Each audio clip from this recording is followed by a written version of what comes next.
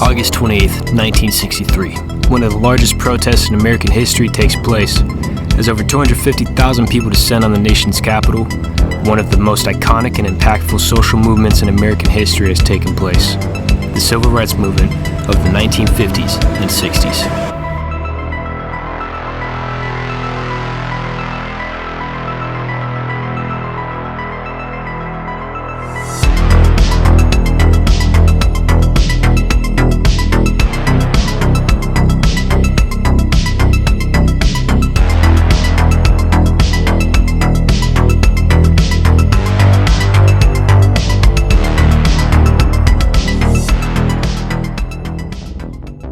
Decades, Black Americans faced unjust treatment, tormented for color. Legalized racial segregation being accepted, discrimination is a daily norm. Basic rights, basic dignity, and equality non-existent. Seared in the flames of withering injustice. It came as a joyous daybreak to end the long night of their captivity. The people were outraged, angry about the unjust treatment that they have been through. Martin Luther King set to change that. August 28, 1963, a pivotal event took place that became the high point of the Civil Rights Movement, the March on Washington. Organized by civil rights leader A. Philip Randolph and Bayard Rustin, over 250,000 people participated.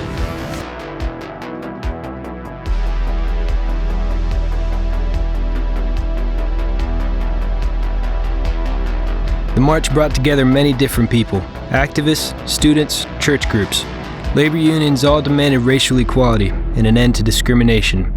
Marches descended on Washington, D.C. from across America, flooding the National Mall to show the power of the growing civil rights struggle.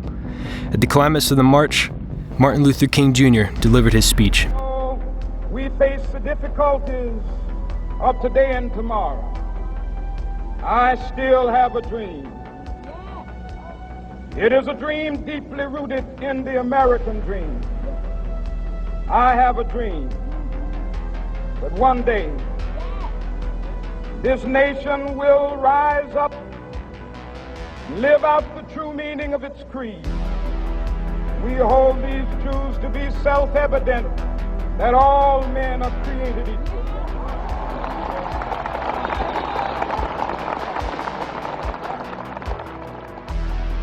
The march exemplified the effectiveness of strategic nonviolent resistance, leveraging discipline, unity, and freedom's ring to expose injustice and inequality in a way that can no longer be ignored by society or political leaders.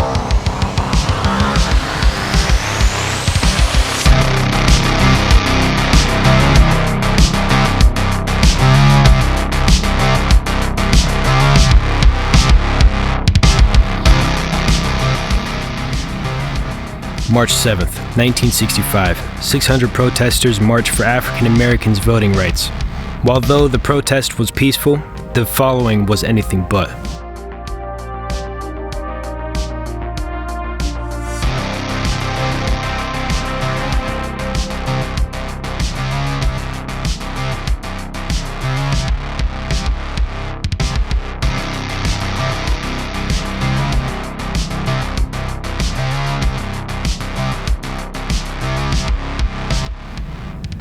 Brutally attacked by state troopers on Edmund Pettus Bridge in Selma, scenes of the protesters being beaten, tear-gassed, and bloodied on what became known as Bloody Sunday were broadcast nationwide. It spread like wildfire, igniting outrage. Undeterred civil rights leaders like Martin Luther King, John Lewis, and Hosea Williams resumed the march attempt after federal court ordered permitting it.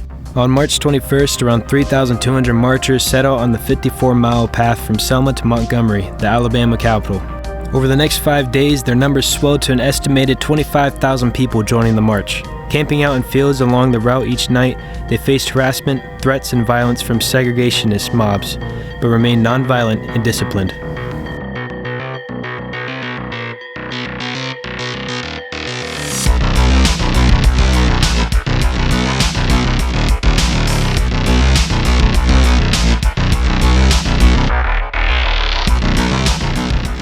In December 1955, Rosa Parks refused to give up her seat on a segregated Montgomery, Alabama bus. In response, Rosa Parks was arrested. This caused a protest of the city's unfair segregated bus system, where black passengers were forced to aid by demeaning rules and required to give up their seats to white riders. The Montgomery bus boycott was led by Martin Luther King Jr. The boycott organized a disciplined campaign of resistance. For over a year, almost all the black population of Montgomery refused to ride the city buses, choosing to carpool, walk, or take alternate transportation instead. After 385 days, the U.S. Supreme Court finally ruled that segregation on Montgomery buses was unconstitutional, marking one of the first civil rights movement's first major victories in overturning racist Jim Crow laws.